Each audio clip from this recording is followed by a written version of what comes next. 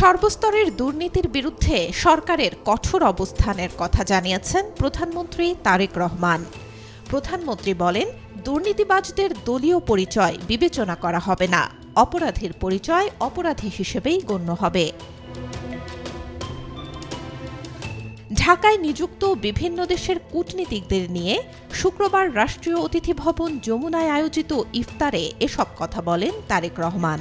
বলেন, সুশাসন প্রতিষ্ঠা এবং দুর্নীতির বিরুদ্ধে জিরো টলারেন্স নীতি বাস্তবায়নে সরকার প্রতিশ্রুতিবদ্ধ। দুর্নীতির বিরুদ্ধে লড়াইয়ে প্রশাসনের সর্বস্তরে কঠোর নজরদারি বাড়ানো হবে। প্রধানমন্ত্রী বলেন, মানবাধিকার সুরক্ষা, মত প্রকাশের স্বাধীনতা নিশ্চিত করা এবং সমাজে সহনশীলতার সংস্কৃতি গড়ে তোলার ক্ষেত্রেও বর্তমান সরকার অঙ্গীকারবদ্ধ।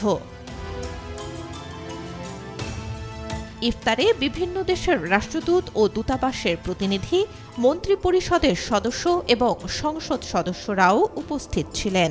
অনুষ্ঠানের শুরুতে প্রধানমন্ত্রী কূটনীতিকদের সঙ্গে কুশল বিনিময় করেন, পরে দোয়া ও মোনাজাতে অংশ নেন।